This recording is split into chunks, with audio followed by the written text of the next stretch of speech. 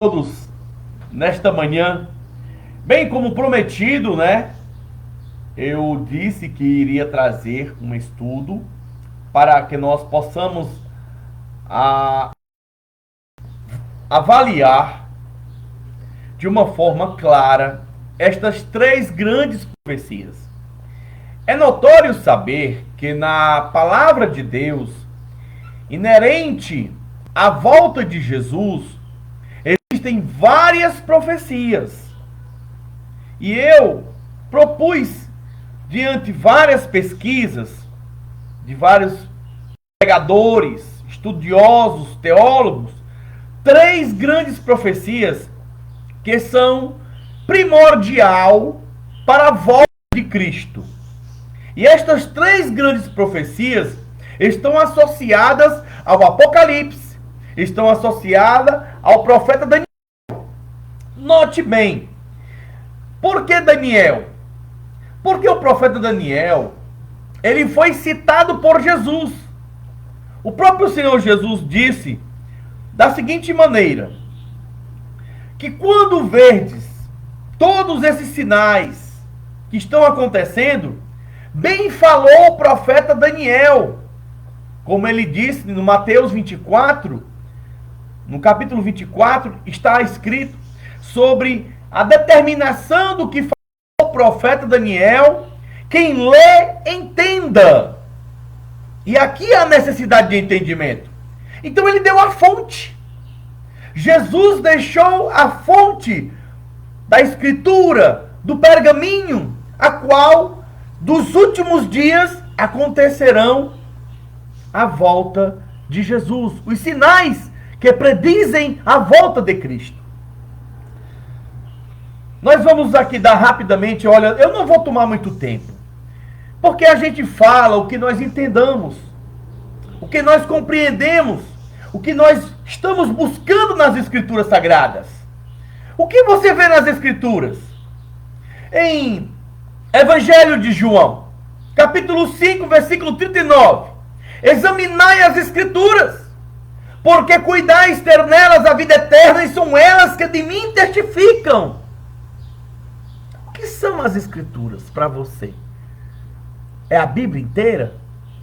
As Escrituras estão relacionadas principalmente aos profetas, aos neviins, que estão ali escritos no Antigo Testamento, da Taná. E elas falam a respeito do Messias e dos sinais que dariam a volta do Messias. Vamos estudar hoje, em rápidas palavras, procurarei ser muito breve para análise das profecias, que são três, né? As que eu citei, que eu iria fazer esse estudo. A primeira, a figueira que brotou. A segunda, a ciência se multiplicará. E a terceira, eu deixei o mistério e eu vou revelar no decorrer da lição. Então nós vamos aqui analisar, nesse estudo, a figueira e o retorno de Israel, a ciência se multiplicará e o terceiro templo. Pois é. Os quatro cavaleiros do Apocalipse e a comparação com Mateus 24, é um mistério que eu vou passar para vocês. O nascimento da igreja, é importante vocês saberem sobre isso, sobre o nascimento da igreja. Paulo e o tempo dos gentios, quem era Paulo e qual foi o seu significado para o tempo dos gentios. As 7 igrejas do Apocalipse, é importante você saber sobre a importância que tem das 7 igrejas no livro do Apocalipse. Filadélfia e o arrebatamento da igreja, a distinção entre a igreja, entre Israel e a igreja. Qual é a distinção? As duas testemunhas, que eu não vou falar muito não, é só referências para que você faça a colocação cronológica dos atos, dos acontecimentos. Zacarias e os últimos dias, Daniel E a última semana, fome da palavra de Deus, a grande tribulação e o resumo escatológico pré-tribulacionista que nós acreditamos. Dá para ter vontade de continuar a ouvir? Quem sou eu? Eu me chamo Luiz Gustavo. Eu creio no Senhor Jesus Cristo desde 2001. Acredito plenamente na sua palavra, que a palavra de Deus, tanto no Antigo Testamento e como no Novo Testamento, contém as palavras e a forma de acreditar do Antigo Testamento, dando a revelação para o novo cálice da nova aliança que o Senhor propôs para que aqueles que creem possam alcançar a salvação pela fé posta em Jesus Cristo. Este é o caminho. Não existe outro caminho. É você acreditar nas Escrituras como a inerrante palavra de Deus. As Escrituras Sagradas, ela tem a primordial de balizar, de consertar os nossos caminhos e nossas ações, para que possamos entender qual a real de fato. E principal, porque a palavra de Deus é tão preciosa? Porque ela narra eventos futuros, eventos que ainda vão acontecer. E como eu sei que isso é verdade? Como eu sei que isso é verdade? É porque muitas coisas já previstas na Bíblia Sagrada, através das palavras de Jesus, já aconteceram. E hão de acontecer. Vamos começar? A figueira e o retorno de Israel. Olha, Jesus declarou: aprendei, pois, esta parábola da figueira. Quando já os seus ramos se tornam tenros e brotam folhas, sabei que está próximo o verão. Mateus 24, 32. Isto aconteceu quando os discípulos perguntaram a Jesus: Senhor, quais os sinais da tua vinda? Que sinais acontecerão quando tu tiver de voltar? Ele estava conversando com os discípulos a respeito de muitas coisas que estariam acontecendo. E os discípulos se surpreenderam porque Jesus falava sobre a sua morte. Ele falava a respeito da sua maneira que ele iria morrer como redentor. E eles acreditavam. Os discípulos acreditavam que Jesus era o Messias. Os apóstolos que ali estavam com ele. E veio aquela pergunta, vinda dos discípulos: Mestre, que sinais haverão? E ele mandou nós olharmos para o tempo, aonde diz: olhai para a figueira, para a parábola da figueira. Quando os seus ramos começam a brotar, sabeis que está próximo o verão. Ele quis dizer o que com isso? Muitos intérpretes associam a figueira à nação de Israel. Em Jeremias, eu fiz aqui uma análise, pessoal, tão interessante que eu acho que eu vou tocar nesse assunto. Jeremias capítulo 24. Jeremias foi um grande profeta contemporâneo ao período da destruição de Jerusalém, a destruição do primeiro templo. Olha, aconteceu muitas coisas nessa época. Muitas discórdias políticas, muitas pessoas que se diziam ser de Deus, muitos profetas que diziam falar em nome do Senhor. Existiram até profetas que, existiam reis que quando o profeta Jeremias falava, ele pegava os escritos, aquelas palavras do profeta, e queimava no fogo. O texto de Jeremias 24, ele nos ensina que Deus enxerga o coração e que muitas vezes as nossas dificuldades, representadas no exílio. O exílio foi aonde o povo ficou preso em Babilônia. São ferramentas de lapidação, enquanto aparências de conforto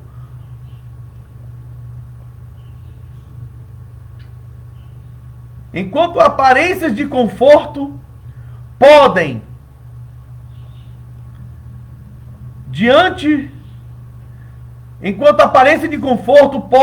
esconder a rebeldia. Então o texto nos ensina que Deus enxerga o coração e que muitas vezes as dificuldades enfrentadas, que no caso foi o exílio em Babilônia, são ferramentas. O exílio do povo de Israel foi uma maneira, uma ferramenta que Deus usou para lapidar o povo, enquanto as aparências de conforto podem esconder a rebeldia.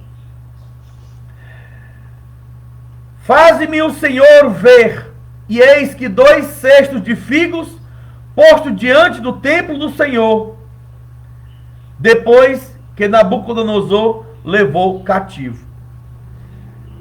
Esse Jeremias 24 fala sobre os 2 cestos de figo, figo bons e figo ruins. E esta é a transformação que o Senhor traz sobre este exílio que o Senhor propôs ao povo de Israel com a destruição do primeiro templo. Veja, em Oséias 9:10 está escrito assim: achei a Israel como uvas no deserto, vi vossos pais como fruta temporã da figueira no seu princípio, mas eles foram para Baal Peor. Em Oséias 9:10, relembra a infância espiritual de Israel e o trágico desvio do povo para a idolatria.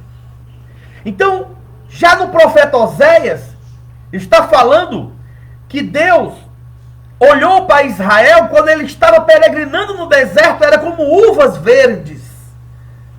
E logo depois, o trágico desvio do povo de Israel adorando a idolatria, devotando-se a um Deus que não era o Deus de Israel, mas a uma idolatria.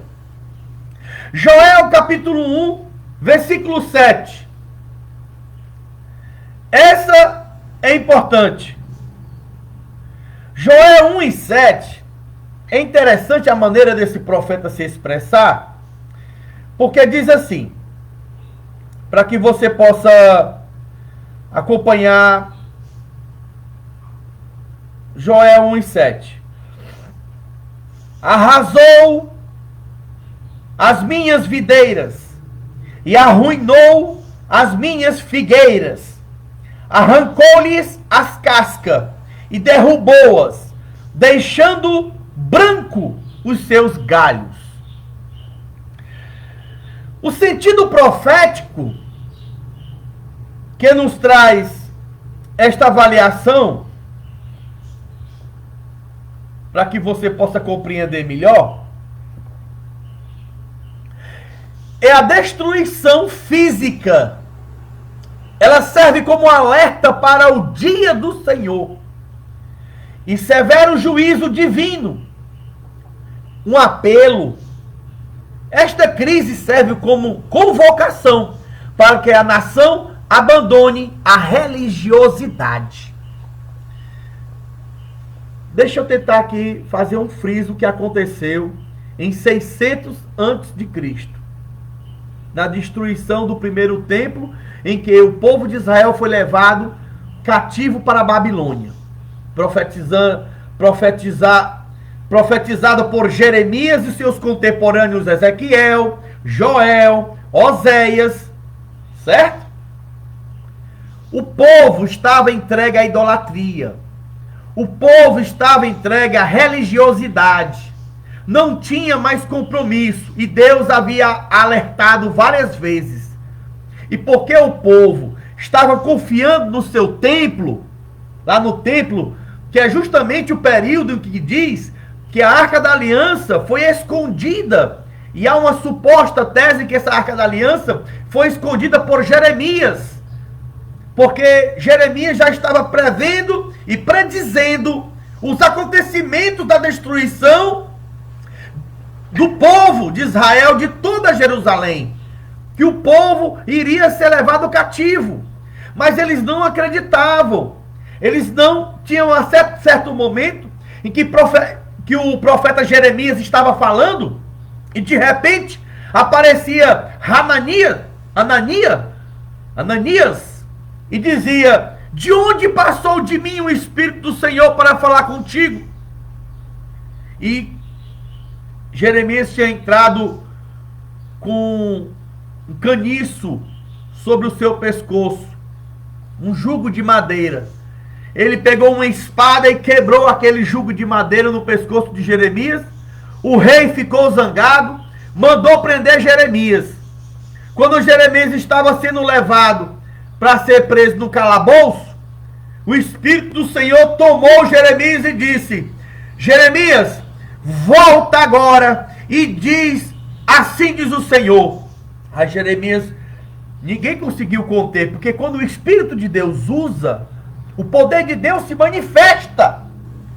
E naquele momento ele se virou, os guardas não tiveram reação, logicamente, era o Espírito de Deus que estava agindo. E ele olhou e disse: assim diz o Senhor, caniço de madeira, jugo de madeira quebraste, mas eis que eu porei jugo de ferro, a qual vossos filhos e vossas filhas sofrerão e não terão como quebrar. E olhou para Hananias, que estava desafiando ele, que fez aquela ação, e disse: nestes dias tu serás morto. E ele foi levado para o calabouço. E nesses dias o exército de Babilônia invadiu a Israel e levou todos cativos. Isso mostra que a confiança nos homens, porque o próprio Jeremias disse: maldito o homem que confia no homem e faz do braço a sua força. Mas ele confirma no versículo abaixo e diz: mas bendito é o homem que confia no Senhor, cuja esperança é o Deus de Israel. Após a destruição de Jerusalém, no ano 70 depois de Cristo, pelos romanos, aqui já é do segundo templo, tá bom? Os judeus foram espalhados pelo mundo. Você sabe disso, né? Que a destruição do segundo templo, que houve a reconstrução do segundo templo por Herodes o Grande. Ele reconstruiu este templo que foi destruído lá no período de Jeremias, que justamente passou 400 anos de silêncio, que é tido como os 400 anos que ninguém, não havia profeta, não se levantava ninguém. Nesses 400 anos veio justamente Herodes o Grande e reconstruiu o segundo templo, que foi o templo em que Jesus estava profetizando, estava sendo enviado ao povo. Os judeus foram espalhados pelo mundo justamente neste ano, em que os romanos, no ano 70 depois de Cristo, eles destruíram o templo. E em 14 de maio de 1948, ocorreu a criação do moderno Estado de Israel, fato considerado por muitos estudiosos dispensacionalistas como cumprimento profético do retorno nacional de Israel. Quais são as profecias associadas? Nós temos Ezequiel, é uma profecia de restauração divina. Pois eu vos tirarei dentre as nações e vos reunirei de todas as terras e vos trarei para a vossa própria terra. Jeremias capítulo 36, versículo 24, ele fala sobre esse retorno de Israel, agora, já para 1948, aconteceu essa profecia que falada por Jesus sobre a figueira que brotar. Essa brotagem que diz que vai vir um verão, ela tem a correlação sobre o renascimento. Então, o Estado de Israel renasceu em 1948. Também o Senhor fala que não passará esta geração sem que isto venha a acontecer. Aqui vale um crivo de o autor para que você entenda uma coisa. O que é uma geração? Podemos classificar geração 80 anos. Veja, hoje se você tiver seus filhos, olhe para o seu filho. Quantos anos tem seu filho? 5 anos, 6, 12, 10? Seu filho, ele tem pai, mãe, avós, tios, não é? Toda a família. O que é uma geração? A geração é quando você sai da idade de infância, onde você tem todo o ciclo de família, e vai até a idade adulta. Quando essa criança, contemple aí seu filho, contemple alguém que esteja perto de você, que seja criança. Quando essa criança chegar aos seus 80 anos, aí você percebe que ele não vai ter mais pai, nem mãe, não vai ter mais alguns irmãos, não vai ter mais avô, avó, nem tios. Então essa geração, ela passou. A geração de uma pessoa, o máximo que ela pode durar é até 80 anos. O que quer dizer a ver com isso? É que não passará esta geração. Então, se eu for classificar em 1948 e correlacionar a uma idade de 80 anos, eu tenho uma previsão de que em 2028, certo? Em 2028 eu vou completar 80 anos. Então, aos 80 anos, as profecias poderão acontecer, possivelmente, a volta de Jesus.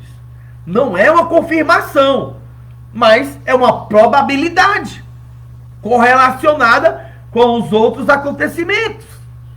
Deu para entender? Aí nós temos Ezequiel 37, que ele fala do vale de ossos secos, que é o ressuscitamento de pessoas mortas, só o puro osso branco, e pela palavra de Deus ressuscita aquele vale de ossos secos e cria-se um exército. Nós temos Isaías 66, versículo 8. Por-se-ia fazer nascer uma nação de uma só vez? Pode? É o que o Senhor está fazendo. Uma grande nação, ou de uma das maiores potências mundiais, é Israel. E tem também uma profecia que diz que Israel é como um cálice de tontear, é como uma pedra de tropeço para as nações. Uma pedra tão pequena, mas ninguém consegue arrastá-la. E quem tentar arrastar essa pedra será destruído. Faz parte da profecia do retorno de Israel. Israel é uma nação cujos Deus tem olhares. Isaías 66 e 8. Para essa corrente escatológica, Israel voltou à existência e a figueira brotou. Ok? Primeira profecia. A ciência se multiplicará. Profecia de Daniel. Muitos correrão de uma parte para outra, e a ciência se multiplicará. Daniel capítulo 12, versículo 4. Historicamente, a Revolução Industrial, a Revolução Energética, a Revolução Elétrica, a Revolução dos Automóveis, a Revolução dos Aviões, a Revolução da Internet, a revolução da inteligência artificial, a computação quântica. Nos últimos 150 anos, a humanidade acumulou mais conhecimento do que milhares de anos anteriores. Relação com Mateus 24. Apesar do avanço tecnológico, observa-se o individualismo, o materialismo, a relativação moral e Jesus e o distanciamento espiritual. Hoje tudo isso nós estamos vendo. Jesus disse: e por se multiplicar a iniquidade, o amor de muitos esfriaria. Mateus 24:12. A tecnologia aproxima fisicamente, muitas vezes distancia emocionalmente e espiritualmente. Eu expliquei em um pequeno vídeo sobre essa correlação de Jesus falar que por se multiplicar a iniquidade e a ciência se multiplicará.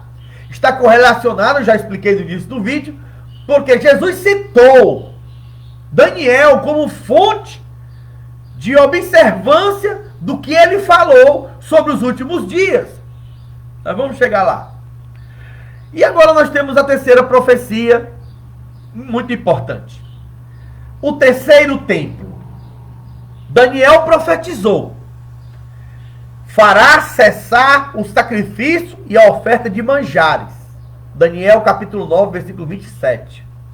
Paulo escreve: o homem do pecado se assentará como Deus no templo de Deus. 2 Tessalonicenses capítulo 2, versículo 3 e 4. Jesus também mencionou: quando, pois, virdes a abominação da desolação, do que falou o profeta Daniel, Mateus 24 e 15.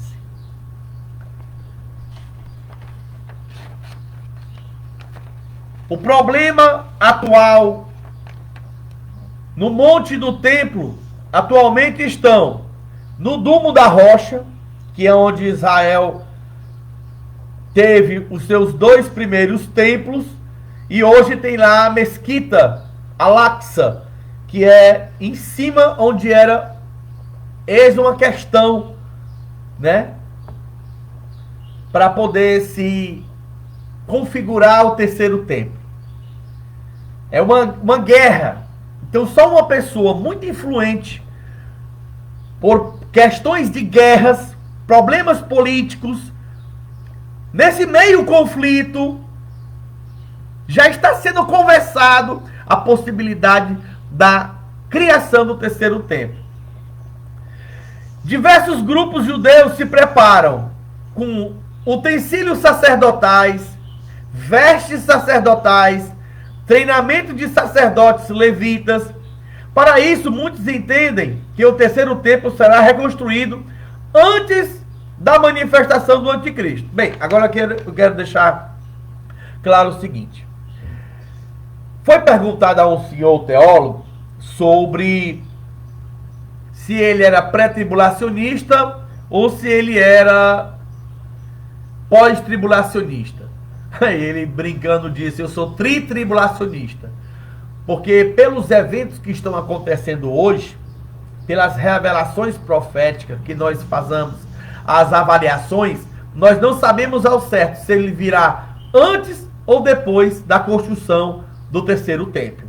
O certo é que muitas profecias estão citadas sobre o terceiro templo.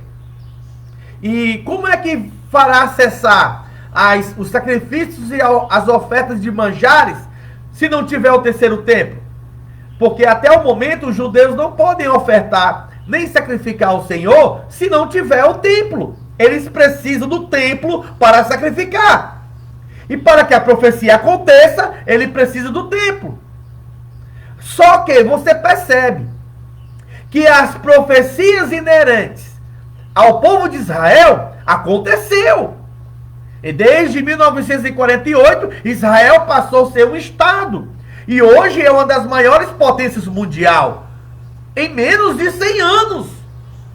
Isto é conforme a profecia que o Senhor disse. Poderá uma nação aparecer de um tempo para o outro?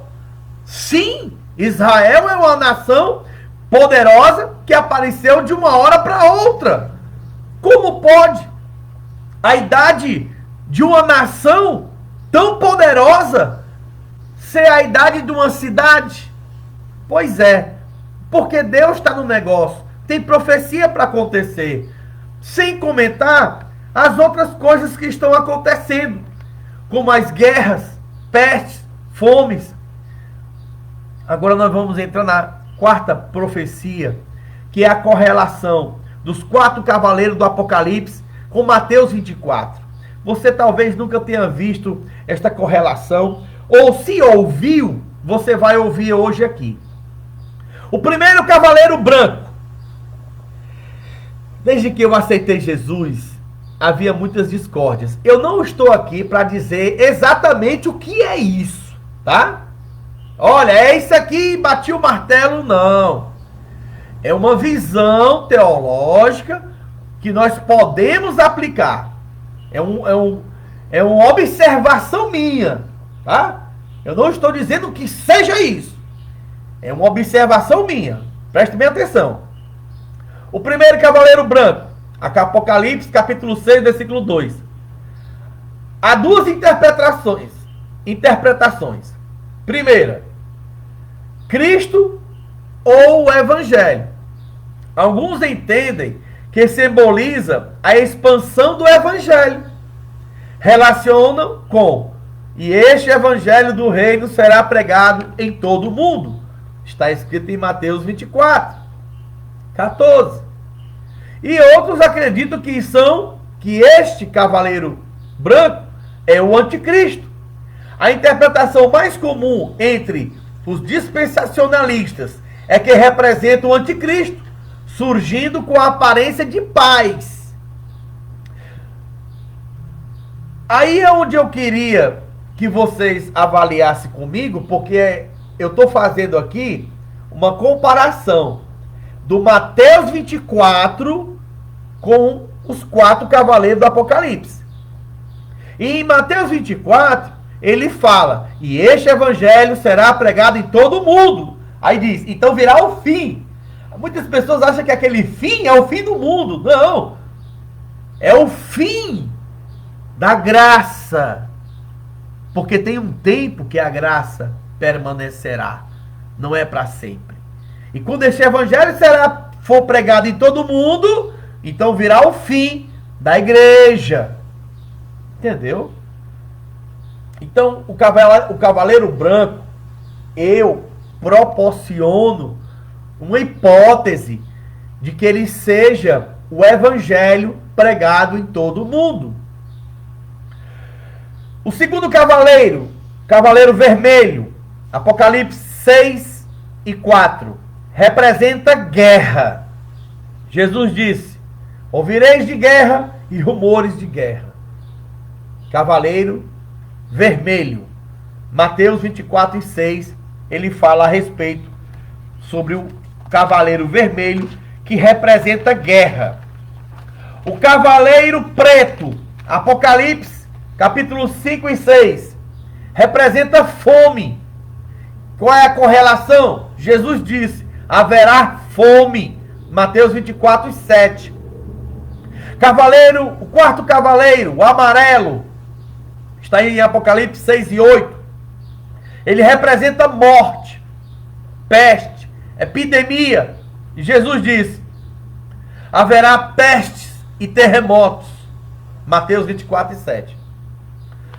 Você está percebendo que o que Jesus fala ali sobre os 4 cavaleiros do Apocalipse, na revelação, as classificações dos cavaleiros, o cavaleiro amarelo representando a morte, a peste, a epidemia, o cavaleiro preto representando a fome, o cavaleiro vermelho representando a guerra, e o branco representando essa falsa paz, o que nós acreditamos. Mas se você fizer a correlação em Mateus 24, quando Jesus fala, ele começa a citar essas mesmas classificações. E quando você vai para a questão do cavaleiro branco, você vê sobre o evangelho ser pregado em todo mundo. E hoje, você acredita que o evangelho já foi pregado em todo mundo? Porque o meio de comunicação hoje utilizado, os smartphones, os celulares, a internet, ela conseguiu alcançar o mundo inteiro. E as pessoas têm acesso às informações a respeito da pregação da palavra de Deus, a pregação do evangelho, que Jesus fala de uma flecha, um arco e flecha na mão do cavaleiro branco, que ele, justamente, ela serve para ela ser lançada, mesmo que não traga o resultado esperado, mas a mensagem é levada. Jesus disse: ir de pregar o evangelho a todo mundo. Mas ele falou, ensinando-o a guardar a todas as palavras que eu vos tenho dito, batizando em nome do Pai, do Filho e do Espírito Santo. Mas nem todo mundo crê. Nem todo mundo está de acordo com o evangelho que é pregado.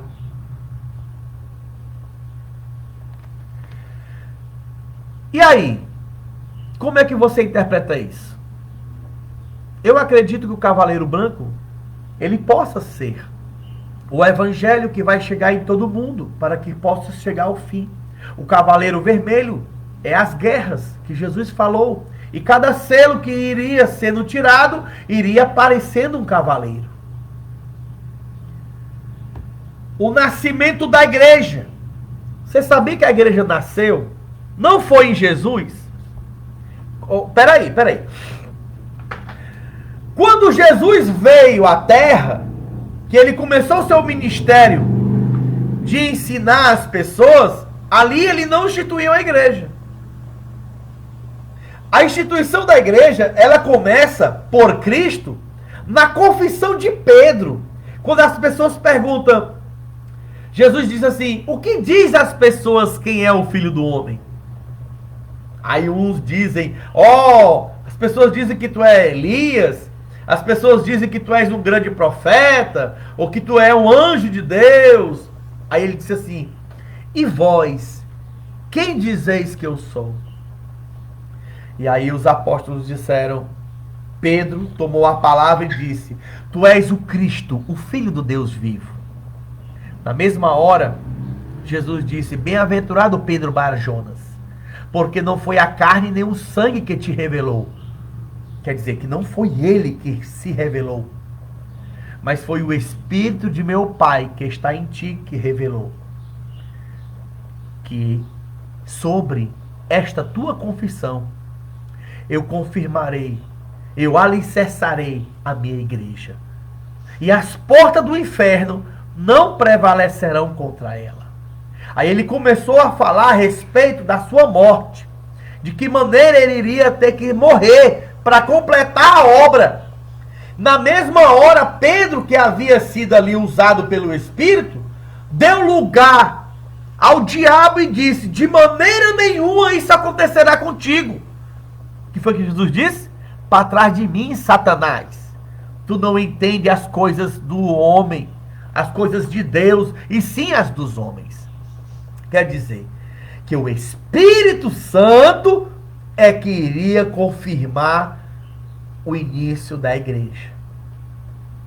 E as portas do inferno não prevalecerão contra ela.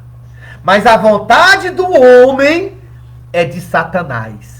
É de proteger Jesus, não deixar ele morrer, o coitadinho. Não, jamais isso acontecerá contigo, para trás de mim. Mas o propósito do Senhor é que ele fosse, como diz o profeta Isaías: eis que veio um renovo subindo perante ele, como a raiz de uma terra seca, sem parecer e sem formosura. Olhando nós para ele, nenhuma beleza víamos para que o desejássemos. Ele foi desprezado, homem digno, homem de dores, experimentado no trabalho, e não fizemos dele caso algum. Mas ele levou sobre si as nossas dores, e reputamos para ele como um aflito de Deus, ferido e oprimido. mas foi pelas suas pisaduras que fomos sarados. É esta profecia que se cumpre em Jesus. Como eu posso dizer que ele não poderia purificar os meus pecados, perdoar os meus pecados? E diz mais que ele pode perfeitamente interceder por os que a ele se chegam a Deus. Jesus prometeu: ficai na cidade de Jerusalém até que do alto sejais revestido de poder. Jesus passou o quê? 40 dias sobre a terra. Quando ele ressuscitou, ele passou 40 dias sobre a terra. A festa de Pentecostes acontece daqueles dias da ressurreição, 50 dias depois. Então, aproximadamente, o povo de Deus, que estava reunido no cenáculo, em Atos capítulo 2, eles estavam aproximadamente há uns 10 dias, há 2 semanas, estavam ali reunidos, buscando a Deus. O cumprimento de Atos 2, o Espírito Santo desceu no dia de Pentecoste. Ali nasce a igreja.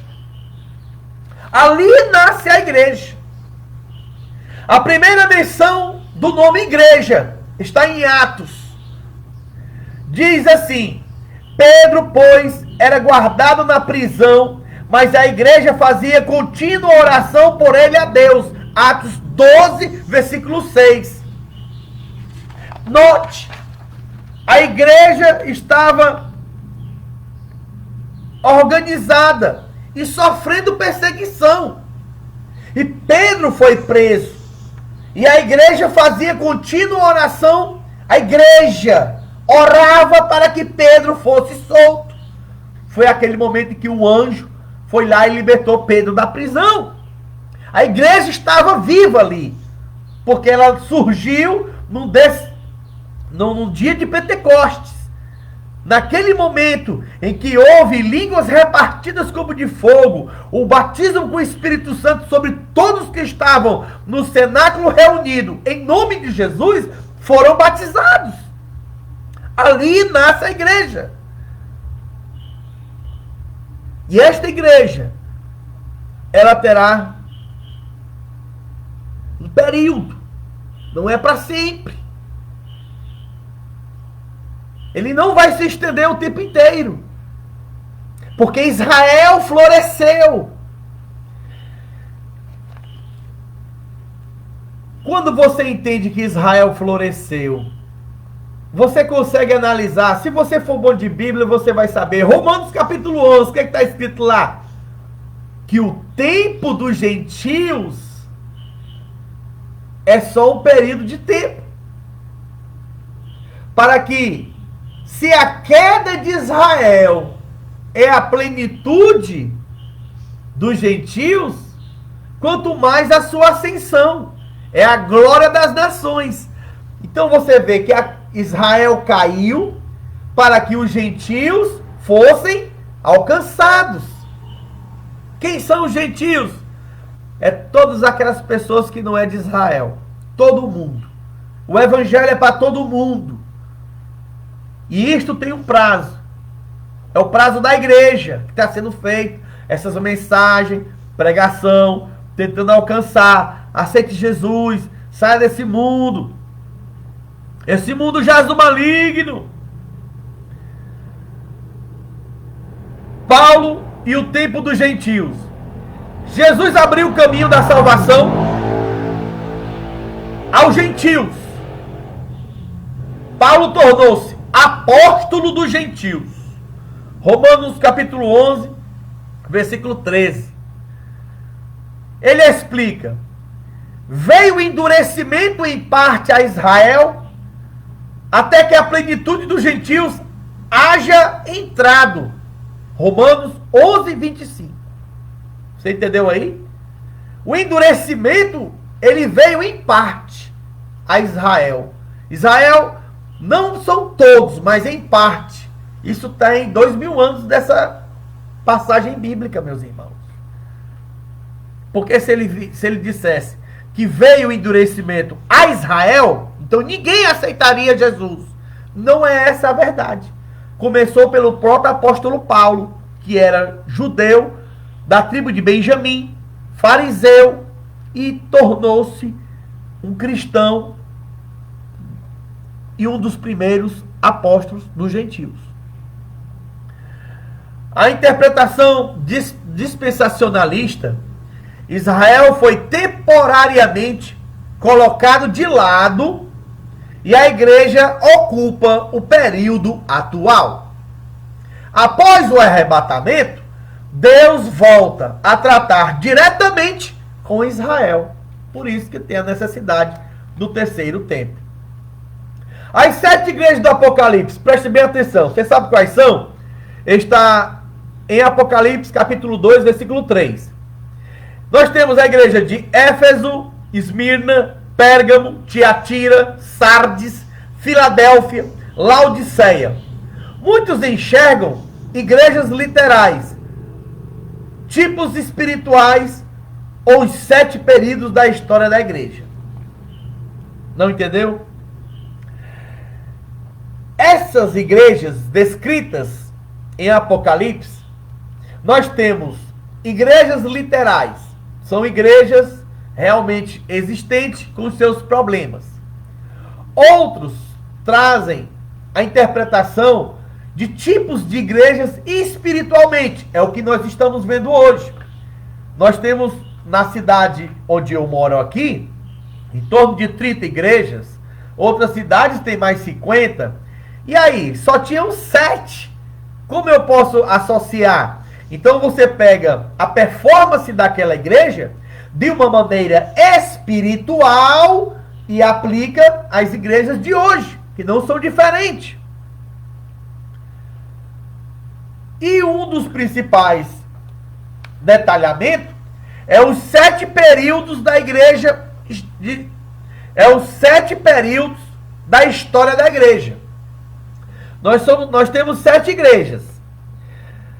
A primeira, a segunda e a terceira, a quarta e a quinta e a sexta igreja, você vai ver no final Jesus dizendo: venho sem demora, eis que breve voltarei, breve virei, guarda o que tem para que ninguém tome a tua coroa. Então todas as 6 igrejas, o Senhor fala que breve voltará, venho sem demora. Só que na última igreja, a Laodiceia, ele diz: eis que estou à porta e bato. Se alguém ouvir minha voz e abrir a porta, eu entrarei em sua casa e cearei com ele e ele comigo. O que traz isso à revelação? É que esta igreja, se trouxermos para um período, que é este que nós estamos vivendo, este é o período em que o Senhor volta e ele vai bater na porta da igreja, porque a igreja está de portas fechadas e Jesus está do lado de fora.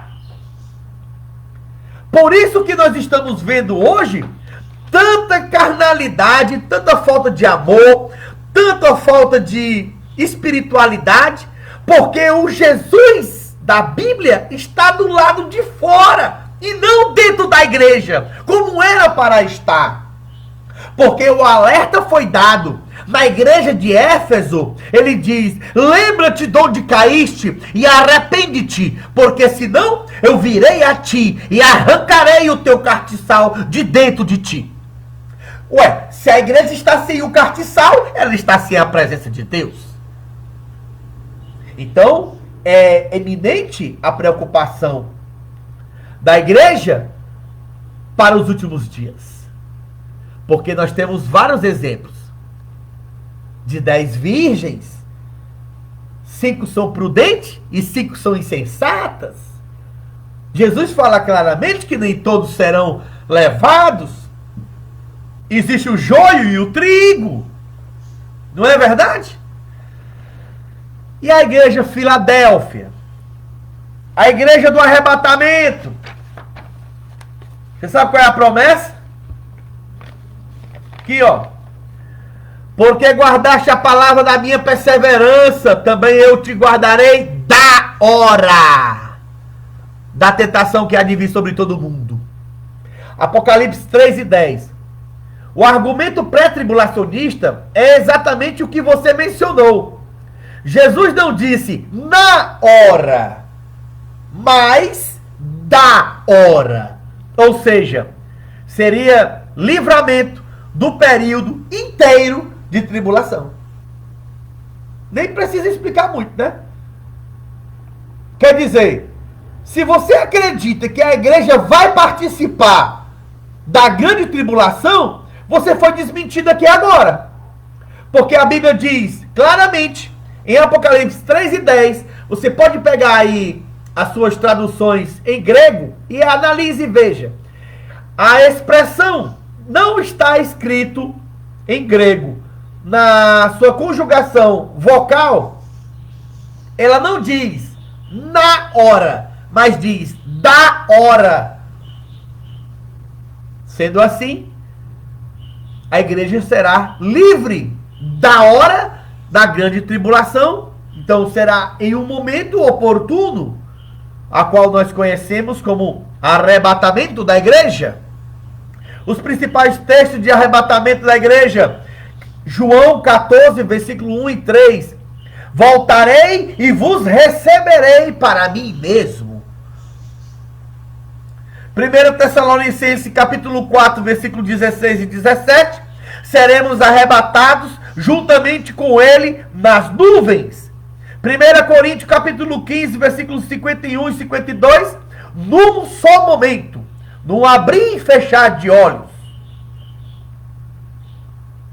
E nós temos Filipenses e Tito, que falam sobre o Senhor vem buscar um povo seu, especial, zeloso e de boas obras. Você tem dúvidas ainda de que o Senhor virá arrebatar a sua igreja? Está escrito a palavra arrebatamento aqui, ó, claramente, em Tessalonicenses, capítulo 4, versículo 16 e 17. Seremos arrebatados com ele juntamente. Os mortos ressuscitarão primeiro. Depois nós que estivermos vivos seremos arrebatados para o encontro nos ares. Isso é antes da grande tribulação. E a correlação dos acontecimentos. A figueira já brotou. Nós temos um período aqui que está acontecendo muitas coisas. Olha a correlação dos cavaleiros do Apocalipse com a igreja do Senhor. O cavaleiro do Apocalipse com Mateus 24. Cavaleiro vermelho é guerra, cavaleiro amarelo são doenças e pestes, cavaleiro preto é a morte, e o cavaleiro branco recebeu uma coroa e um arco e flecha e saiu vitorioso para vencer. Como é que pode ser o anticristo isso? Me explica. Impossível, rapaz. Isto é o evangelho que será pregado em todo mundo. Está ali a cópia em Mateus 24. Até porque essas questões proféticas elas relevam a questão de um entendimento espiritual. Você precisa compreender. Jesus diz claramente: o profeta Daniel, quem lê, entenda. Aqui a necessidade de ter entendimento. Não é de uma maneira carnal que você vai compreender as coisas de Deus, mas de uma maneira espiritual.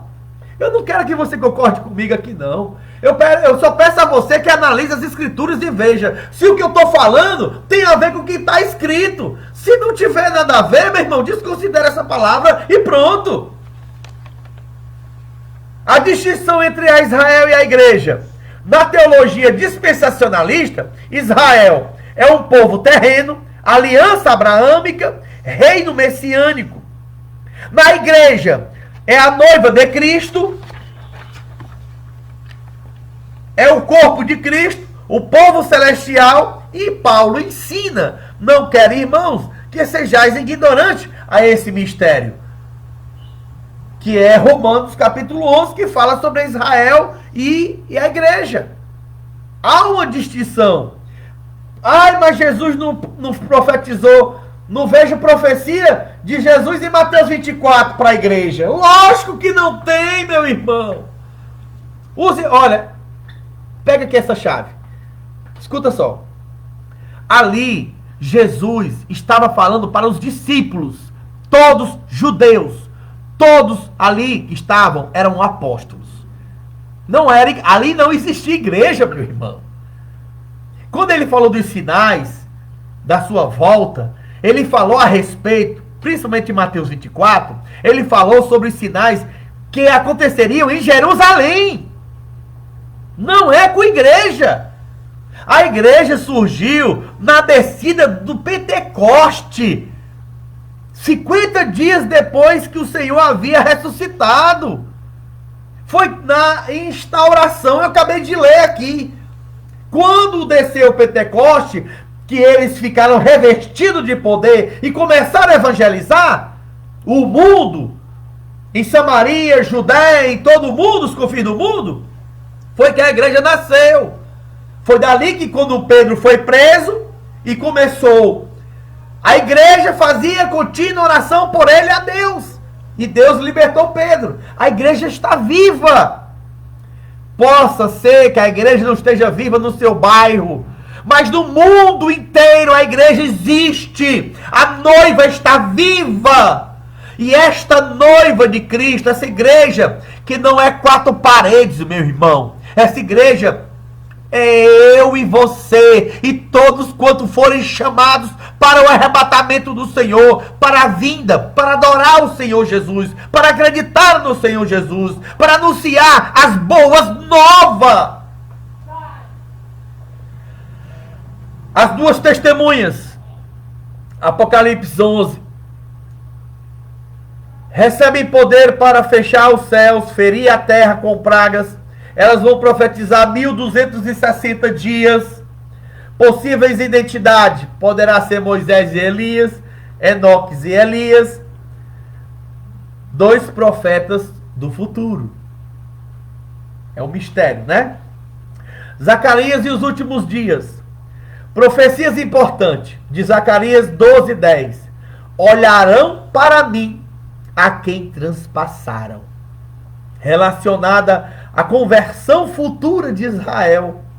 E Zacarias 14 fala da volta gloriosa do Messias ao Monte das Oliveiras. Hein? Onde é o cenário profético? Israel. Daniel e a última semana. Em Daniel, capítulo 9, versículo 24 e 27, a famosa profecia das 70 semanas. Interpretação pré-tribulacionista. 69 semanas cumpridas na primeira vinda de Cristo. Há um intervalo correspondente à era da igreja. Entendeu? Há esse intervalo que corresponde à era da igreja. Findando as 70 semanas, corresponde aos 7 anos de tribulação, a última semana. Fome da palavra de Deus. Profecia de Amós. Eis que vem dias em que enviarei fome sobre a terra, e não fome de pão, nem sede de água, mas de ouvir a palavra do Senhor. Amós capítulo 8, versículo 11. Muitos relacionam essa profecia ao crescente afastamento espiritual dos últimos tempos. O que é que está acontecendo hoje? As pessoas que se congregam em algumas determinadas igrejas têm a necessidade de ouvir a palavra de Deus, de se edificar com a palavra de Deus, de poder saber que a sua vida não está pautada em motivacionais humanos, mas na palavra do Senhor, que traz edificação espiritual. A grande tribulação. Jesus declarou: porque haverá grande aflição, como nunca houve, desde o princípio do mundo até agora, nem tampouco haverá jamais.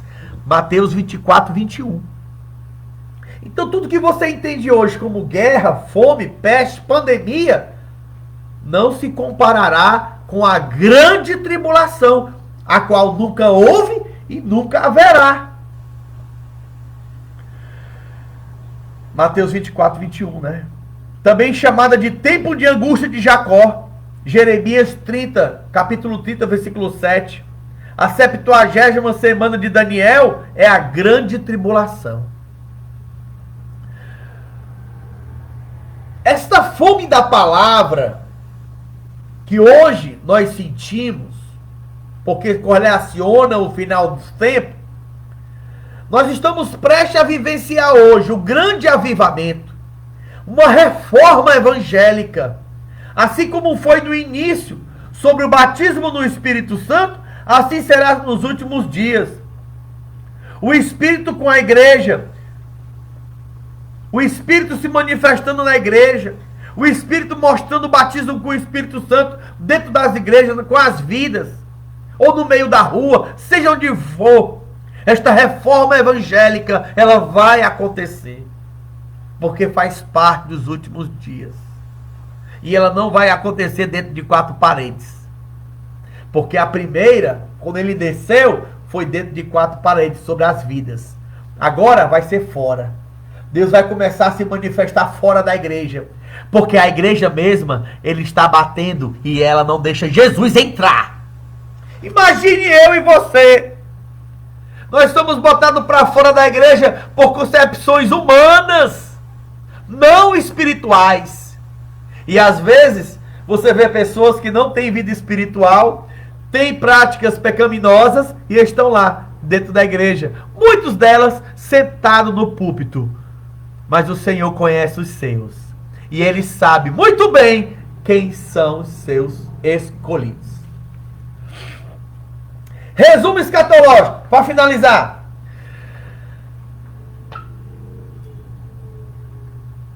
Retorno de Israel à sua terra santa, multiplicação da ciência, pregação global do evangelho, apostasia e esfriamento espiritual, reconstrução do terceiro templo, arrebatamento da igreja, tribulação de 7 anos, manifestação do anticristo, ministério das 2 testemunhas, conversão da parte de Israel, a batalha do Armagedon, segunda vida de Cristo, visivelmente, reino milenar, juízo final, novos céus e nova terra. Esse encadeamento reúne os textos de Mateus 24, Daniel 7 ao 12, Zacarias 12 ao 14, Romanos capítulo 11, 1 e 2 Tessalonicenses, Apocalipse capítulo 4 ao 22. Conforme a interpretação escatológica pré-tribulacionista clássica. Que Deus abençoe a todos. Espero ter esclarecido aqui muitas coisas. Eu sei que tem muitas coisas que precisam ser conversadas e esclarecidas, mas como previsto, a terceiro grande sinal mais aguardado é a reconstrução do terceiro templo. Que Deus abençoe a todos, nos guarde e nos proteja, em nome de Jesus. Shalom. Não deixa de curtir, dá o like aqui, ó, gostei, nos siga para cada vez mais e mais sentirmos no engajamento e trazer mais forças para que a gente possa continuar fazendo mais vídeos como este, tá bom? Deus abençoe a todos. A paz do Senhor Jesus!